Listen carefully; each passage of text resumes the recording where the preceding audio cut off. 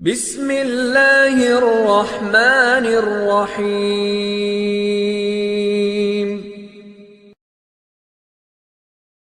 لیکن ایک عمل اور بتا دیتا ہوں تاکہ کسی طرح کی کوئی کنفیوژن اور الجھن کسی ذہن میں نہ رہے، اگر ہے تو ختم ہو جائے اور ہمیشہ ہمیشہ کے لیے ختم ہو جائے، اور کسی کے دل دماغ کے اندر یہ ڈاؤٹ نہ رہے کہ حضور علیہ السلام کے صحابہ کرام نے نہیں منایا تھا یا ذکر ولادت نہیں کیا تھا۔ کہ آپ کو اس بات کا تو علم ہوگا، علماء بیٹھے ہیں تشریف فرما ہے، تاریخ سے تعلق رکھنے والے، سیرت کی کتابیں پڑھنے والے بھی احباب کچھ موجود ہوں گے۔ وہ غزوہ تبوک وہ جو 9 ہجری کے اندر ہوا اور حضور علیہ السلام 30,000 صحابہ کا لشکر غربت، تنگ دستی اور سخت گرمی کے عالم کے اندر 30,000 صحابہ کا لشکر لے کر گئے غزوہ تبوک کے مقام پر۔ کہاں ہے تبوک کا مقام؟ مدینہ کے آگے خیبر، خیبر کے آگے پھر تبوک، تبوک کے آگے پھر شام، دمشق، اور یہ علاقے ہیں تو درمیانی جگہ ہے، ایک سنٹرل پلیس ہے، سنٹرل مقام، وہاں پہ تبوک کا مقام آتا ہے۔ ادھر قیصر روم اس وقت وہ جو سپر پاور تھی، اسلام کے خلاف، مسلمانوں کے خلاف اور مسلمانوں کے نبی صلی اللہ علیہ وسلم کے خلاف سازشیں کر رہا تھا، اس لیے کہ مسلمانوں کی طاقت ابھر رہی تھی، حضور علیہ السلام کی امت مسلمہ کے اندر اضافہ ہو رہا تھا۔ اب وہ پریشان حال تھے، خوف زدہ تھے، کیا ہوگا کہ امت محمدیہ کے اندر اضافہ ہو رہا ہے۔ تو اب ناپاک عزائم بنانے لگے اور طرح طرح کی وہ سازشیں کرنے لگے۔ حضور علیہ السلام 30,000 صحابہ کے لشکر کو لے کر پہنچ گئے میدان تبوک کے اندر، لیکن ہتھیار اٹھانے کی، جنگ کرنے کی ضرورت باقی نہ رہی۔ قیصر روم نے صحابہ کرام کے جذبہ جہاد کو اور جذبہ عشق و محبت کو جب دیکھا پسپا ہو گئے اور سامنے آمنے کی جرات نہ کر سکے۔ حضور علیہ السلام نے کہا واپس جائے، اب تاکہ آمد ان کو پھر جرات نہیں ہوگی اسلام کے ساتھ ٹکر لے۔ واپس آئے تو جاتے ہوئے 1 مہینہ لگا، واپس آتے ہوئے پھر 1 مہینہ لگا۔ اگلی بات بڑی میں نے بہت مختصر کی ہے، تاریخ کا اقتباس ہے، بڑی لمبی ایک روایت ہے، بہت مختصر کر رہا ہوں۔ 2 مہینے کے بعد جب واپس پہنچے تو جب 2 مہینے کیا، 1 مہینہ کیا، 1 ہفتہ بھی باہر لگا کر کوئی آئے تو پہلے کہاں جاتا ہے؟ سب سے پہلے اپنے گھر ہی جاتا ہے نا، گھر ہی جاتا ہے، تھکا مادہ وہ سب سے پہلے گھر ہی جاتا ہے، یا اس مقام کی طرف جاتا ہے جہاں اس کے لیے کوئی سہولت، کوئی آرائش، کوئی زیبائش، جب کوئی سٹیج کا پہلے انتظام ہو چکا وہیں جائے گا اپنے آرام کے لیے، انجوائمنٹ کے لیے، اپنی تھکاوٹ، اپنی بوریت دور کرنے کے لیے، آرام اور سکون کے لیے وہیں جائے گا۔ لیکن حضور علیہ السلام جب وہاں سے لوٹے 2 مہینے کے بعد، پتہ ہے ایک قیمتی جملہ دے رہا، حضور علیہ السلام کہاں پہنچے؟ اپنے گھر، اپنے حجرہ مبارکہ میں نہیں، مسجد نبی شریف میں نہیں، ریاض الجنت میں نہیں، اپنے منبر شریف پر نہیں، تو پھر کہاں گئے؟ حضور علیہ السلام نے فرمایا میرے غلاموں تمہیں اجازت ہے، جہاں جانا چاہتے ہو جا سکتے ہو، گھروں کو جانا چاہتے ہو تو لوٹ کر جا سکتے ہو، تمہیں اوپن فری ہینڈ اجازت ہے تمہارے لیے، جا سکتے ہو۔ لیکن فمن شاء منکم فلیمکث ومن شاء منکم فلیسرع معی، جو میرے ساتھ جانا چاہتا ہے تو میں ابھی گھر نہیں جا رہا، مسجد نبی شریف نہیں جا رہا، میں تو پہلے جا رہا ہوں اس احد پہاڑ کی جانب۔ ھذا جبل، کیوں احد پہاڑ کی جانب جا رہا ہوں؟ کہا ھذا جبل یحبنا ونحبہ، یہ احد پہاڑ ہے جو ہم سے محبت کرتا ہے، ہمیں سے محبت کرتا ہے، تو محبت کرنے والے پہاڑ کی جانب آقا علیہ السلام جو قدم رنجا فرمایا، پہلے اس جانب گئے تو پہاڑ محبت کرتا ہو تو حضور تشریف لاتے ہیں، خود چل کر جاتے ہیں۔ اگر پہاڑ بھی محبت کرے، اگر پتھر بھی محبت کرے اور پتھر بھی حضور کی ذات پر درود پڑھے اور سلام پڑھے تو آقا علیہ السلام بھی خود ان پہ خاص کرم نازل فرماتے ہیں، خاص کرم فرماتے ہیں۔ اچھا، اور وہ تو یاد ہے نا آپ کو، درمیان کے اندر ضمن ایک بات یاد آ گئی، یہ تو احد پہاڑ کے قریب گئے، جب احد پہاڑ کے اوپر گئے تھے، اوپر گئے تھے اور قدم رکھے تھے تو وہ پہاڑ کیا ہے؟ ہلنے لگا تھا، جھومنے لگا تھا، اور لفظ تساقطت کے بھی آتے ہیں، تزلزلت کے بھی آتے ہیں، اس طرح کے مختلف الفاظ آتے ہیں کہ وہ جھومنے لگا یا اس میں ایک زلزلہ سا پیدا ہو گیا، ارتعاش سا پیدا ہو گیا اور ایک حرکت سی پیدا ہو گئی، ایک موومنٹ سی اس کے اندر پیدا ہو گئی، ہلچل مچ گئی، لیکن دراصل اس کا معنی یہ ہے کہ وہ تو جھوم رہا تھا محبت میں، اور اس وقت حضور علیہ السلام نے کیا کیا؟ جب وہ ہلنے لگا، حرکت کرنے لگا، فَرَكَضَ بِرِجْلِهِ، آقا علیہ السلام نے اپنی پاؤں کی ٹھوکر لگائی اور قربان جائیے پاؤں کے اس ٹھوکر پر۔ وہ اسی اور پہاڑ سے محبت کے لیے تھی، اس کو کوئی سزا عطاب کرنے کے لیے نہیں تھی۔ گویا حضور علیہ السلام نے اپنے پاؤں مبارک کی ٹھوکر اور ایڑی مبارک لگائی اس پہاڑ کو اور کہا اسبت یا احد، وفی روایت اسکن یا احد، احد ٹھہر جا، ثابت قدم رہ جا۔ کیا تجھے پتہ نہیں ہے کہ اس وقت فَإِنَّمَا عَلَيْكَ نَبِيٌّ وَصِدِيقٌ وَشَهِيدٌ، اس وقت تیری پشت پر ایک نبی ہے، ایک صدیق ہے اور دو شہید ہیں۔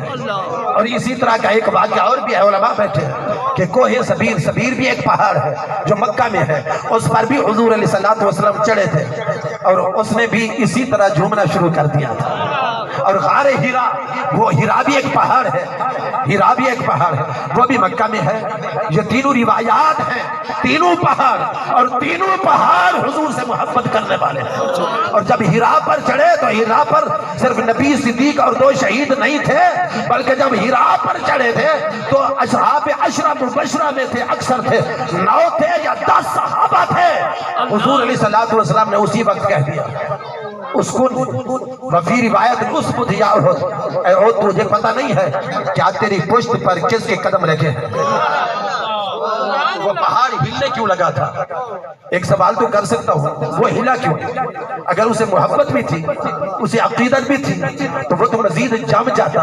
اور جگہ دے دیتا، جیسے جگہ بعض اوقات دیا کرتا تھا کہ جب بھی حضور قدم رکھتے وہ نرم ہو جایا کرتا تھا۔ اور جب بھی حضور علیہ السلام کو پناہ کی طلب ہوتی احد کے اسی پہاڑ میں، وہ بھی راستہ بنا لیتا، آقا علیہ السلام اپنا سر انور اس کے اندر داخل کر لیتے اور کفار و مشرکین سے وہ محفوظ ہو جاتے تھے۔ وہ تو جگہ اس طرح بھی دے سکتا تھا نا، اگرچہ وہ محبت کرتا ہے، عشق کرتا ہے، لیکن یہ عشق اور محبت کا کیسا انداز ہے کہ حضور اس کی پشت پر ہے، اس کی پیٹھ پر ہے، صحابہ بھی موجود ہے، وہ ہل رہا ہے،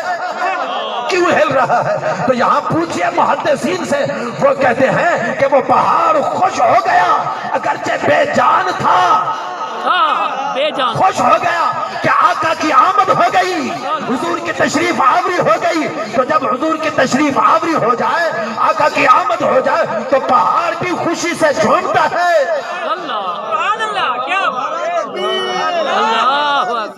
اور یہ مسلمان اگر جھومے تو شرک اور بدعت کے فتوے لگے، اگر شرک اور بدعت کے فتوے لگانے کی اتنی زیادہ جسارت کرنی بھی ہے اور جلدی بھی ہے اور شوق ہے تو لگا کر دیکھو فتویٰ اور تبصرہ کرو اپنے منفی انداز کا کہ وہ پتھر اور پہاڑ کیوں جھوما تھا حضور کی آمد پر۔ یہ تو درس یہ پوری امت کے لیے تھا، تو بات کہیں اور آگے جا رہی ہے۔ اچھا احد پہاڑ سے جب واپس آئے پھر مسجد نبی شریف پہنچے، اللہ سب کو زیارت نصیب کرے، حج سے زبیر سب ہو کر آ چکے ہیں اور 2 مرتبہ مجھے بھی یہ شرف حاصل ہو چکا، اور بھی کئی حجاج، کئی عمرہ کرنے والے، کئی زیارت کرنے والے، یہ میرے سامنے بزرگ بیٹھے ہیں، وہ جو دیکھ کر آئے حضور مسجد نبی شریف پہنچے، 2 رکعت نماز نفل ادا کی۔ اب وہ 30,000 صحابہ ساتھ ہیں، اب آقا 2 رکعت نماز نفل ادا کرنے کے بعد ممبر پر، اپنے ممبر پر جلوہ افروز ہو گئے، اور جو ہی جلوہ افروز ہوئے 30,000 صحابہ مسجد نبی میں حضور کے جلو میں، حضور کے پہلو میں، حضور کے سامنے وہ بیٹھ گئے، اور وہ شمع عشق رسالت وہ تو جل رہی ہے، فیروزہ پروانے ساتھ ساتھ بیٹھ گئے۔ اور وہ تو تھے 30,000 جو مدینہ کے اندر پہلے رہ گئے تھے، بشمول حضرت علی مولا کائنات، علی شیر خدا کرم اللہ تعالی وجہ الکریم، جنہیں حضور علیہ السلام نے موسیٰ اور ہارون والی نسبت کے ساتھ یاد کر کے وہیں پہ ان کا تقرر فرما دیا تھا اپنے اہل و عیال، اپنے خاندان اور مدینہ کی نگرانی اور سپرویژن کے لیے، وہیں انہوں نے انہیں رکھا تھا اور حکم دیا تھا، وہ بھی وہی تھے اور ان کے ساتھ اور صحابہ بھی تو ہوں گے۔ تو جب حضور تشریف لائے 2 مہینے کے بعد، کون صحابی ایسا ہوگا کہ حضور کے آنے کے باوجود، تشریف لانے کے باوجود گھر میں بیٹھا رہا ہو؟ نہیں، وہ بھی آ گئے اور 30,000 صحابہ وہ بھی ہیں، اب سامنے حضور کے مسجد نبی شریف کے اندر بیٹھ گئے۔ حضرت عباس بن عبد المطلب محفل میں سے اٹھے، حضور کے قریب آ گئے، اور جب قریب آئے نا حضور علیہ السلام کے، دیکھ رہے ہیں آقا کے چہرے کی زیارت کر رہے ہیں، حضور علیہ السلام نے اپنے چچا کو دیکھا، چچا رشتے کے اعتبار سے اپنا بھتیجا، لیکن جن کا غلام بن چکا ہے محمد عربی صلی اللہ علیہ وسلم، ان کے چہرے کی زیارت کر رہا ہے، لیکن بغور پورے تجسس کے ساتھ دیکھ رہا ہے۔ حضور علیہ الصلوۃ والسلام نے پوچھا عباس کچھ کہنا چاہتے ہو؟ یا رسول اللہ ہاں کچھ عرض کرنا چاہتا ہوں، اور عرض میرا یہ ہے انی ارید ان امتدحک یا رسول اللہ۔ اس دوران جب ہم گئے اور واپس آئے ان 2 مہینے کے اندر میں نے کچھ اشعار لکھے یا رسول اللہ آپ کی نعت میں، کچھ اشعار لکھے یا رسول اللہ دل کرتا ہے وہ اشعار آج ایک موقع ہے، اور موقع بڑا سنہری ہے۔ 30,000 سے زیادہ صحابہ ہیں، مسجد نبوی کا پر نور ماحول ہے، آپ ممبر پر تشریف فرما ہے، یہ قبولیت کی، روحانیت کی، نورانیت کی یہ گھڑیاں ہیں، اور یہ پر نور سما ہے، کیف آفر منظر ہے، اور کتنا دل فریب یہ ایک نظارہ ہے۔ آج ایک میرے لیے موقع ہے یا رسول اللہ، اجازت دیجئے وہ جو شعر میں نے آپ کی نعت میں لکھا ہے پڑھنا چاہتا ہوں، سنانا چاہتا ہوں۔ حضور علیہ الصلوۃ والسلام نے اجازت بھی دی، اور اجازت کے ساتھ وہ نعت سننے سے پہلے دعا بھی ارشاد فرمایا، اور فرمایا قل لا یفضل اللہ فاکا، اے عباس بن عبد المطلب اللہ تیرا چہرہ سلامت رکھے، چہرہ سلام۔ رب کی عزت و جلالت کی قسم عباس بن عبد المطلب نے نعت بعد میں پڑھی، حضور نے ویل پہلے عطا کر دیا، اور آقا علیہ الصلوۃ والسلام نے دعا فرمائی، اور جب دعا فرمائی فرمایا قل لا یفضل، یہ تیرے داغ جو ہے موتیوں کی طرح سدا چمکتے رہے، زندگی بھر چمکتے رہے، دمکتے رہے۔ ہاں تو پڑھ کون سے شعر لکھے؟ اب حضور انتظار کر رہے ہیں، صحابہ بھی متوجہ ہو رہے ہیں۔ اب انہوں نے جو کچھ پڑھا فقط ان میں سے 9 اشعار ہیں مشہور، ان میں سے صرف 2 اشعار پڑھ کر سنا رہا۔ وہ کون سے 2 اشعار تھے؟ انت لما ولدت اشرقت الارض، حضور کی بارگاہ میں خود نزدیک ہی کھڑے ہو کر عرض کر رہے ہیں، انت لما ولدت اشرقت الارض وضاءت بنورک الافق ورددت نار الخلیل مقتتما انت فی صلبہ کیف یحترق، یا رسول اللہ صلی اللہ علیہ وسلم۔ جب آپ کی یہ عربی کے اشعار ہے، عربی کے اشعار ہے، کس نے پڑھے؟ حضرت عباس بن عبد المطلب نے۔ اچھا اس نعت کا سبجیکٹ کیا ہے؟ نعت کا مضمون کیا ہے؟ حضور کی 60-61 سالہ زندگی پہلے گزر چکی تھی، اور 60-61 سالہ زندگی کے اندر سیرت کے کئی گوشے تھے حضرت عباس کے اپنے ذہن کے اندر، لیکن سیرت کا کوئی گوشہ کھولا اور وہی بیان کیا، حضور کی شجاعت کا ذکر کیا، حضور کے علم کا ذکر کیا، آقا کے علم کا، صبر کا، سخاوت کا، عدل کا، انصاف کا، جہاد کا، کس کا ذکر کیا؟ حضور کے سیرت کے گوشوں میں سے کوئی ذکر نہیں کیا حضور کی سیرت کے کسی گوشے میں سے۔ اچھا جہاں سے آ رہے تھے تبوک کے مقام سے، تو جب تبوک میں گئے جس حال میں گئے وہ غربت اور تنگ دستی کا عالم تھا، سخت گرمی تھی، اور جہاد کا جذبے سے وہ سارے سرشار تھے، تو صحابہ کرام کے اس قوت شجاعت کی داد شجاعت دیتے ہوئے کوئی بات کرتے، جیسے گئے جیسے واپس پلٹے وہاں کا کوئی تذکرہ کرتے، لیکن نہیں، رب کی عزت و جلالت کی قسم 9 ہجری ہے، 11 ہجری کو آقا علیہ الصلوۃ والسلام کا بھی سال ہو رہا ہے، 60-61 سال گزر چکے ہیں حضور کی ولادت کو، اب 2 مہینے کے بعد جب واپس پلٹے ہیں تو کوئی سیرت کی بات نہیں کی، حضور کی نعت میں کہا انت لما ولدت اشرقت الارض، یا رسول اللہ جب آپ کی ولادت باسعادت ہوئی، انت لما ولدت اشرقت الارض۔ چلو میں ایک اور ذوق سے پڑھ دیتا ہوں، حضور علیہ الصلوۃ والسلام کی بارگاہ میں کیسے پڑھا؟ انت لما ولدت اشرقت الارض وضاءت بنورك الافق ورددت نار الخلیل مقتتما انت فی صلبہ کیف یحترق، یا رسول اللہ صلی اللہ علیہ وسلم جب آپ کی ولادت باسعادت ہوئی، آمد پاک ہوئی اور آپ کی تشریف آوری ہوئی، اس وقت کائنات کا کیا سما بنا، منظر کیا بدلا۔ آپ نے اس نعت کے اندر وہ جو اشعار لکھے، اس انہون اشعار کے ذریعے حضور سے عقیدت کا اظہار کر رہے ہیں، یا رسول اللہ جب آپ کی ولادت ہوئی کائنات کا گوشہ گوشہ، زمین کا کونا کونا روشن ہو گیا آپ کی ولادت کے، وضاءت بنورک الافق، اور آسمان کے کنارے بھی آپ کی ولادت کے نور سے منور ہو گئے۔ اور پھر اگلا جملہ وہ کون سا کہا؟ صرف ولادت کی بات نہیں، حضور کی نورانیت کی بات بھی کی، ورددت نار الخلیل مقتتما، انت فی صلبہ کیف یحترق، یا رسول اللہ صلی اللہ علیہ وسلم جب حضرت ابراہیم خلیل اللہ کو آتش کدہ نمرود جی اور اس آتش کدہ کی بھڑکتی ہوئی شعلہ زن آگ کے اندر اور اتنی بلند پرواز کے ساتھ وہ جلنے والی وہ آگ کہ جتنی اوپر ہائٹ سے جتنی بلندی سے کوئی پرندہ پرواز کرتا جل کر راکھ ہو جاتا، جب اس آگ کے اندر ابراہیم خلیل اللہ کو ڈالا گیا تھا تو اس آگ نے کیوں نہیں جلایا تھا؟ کیوں نہیں جلا؟ اس کی وجہ حضرت عباس بن عبد المطلب حضور کے سامنے بیان کر رہے ہیں، یا رسول اللہ اس کی وجہ تو یہی تھی، انت فی صلبہ کیف یحترق،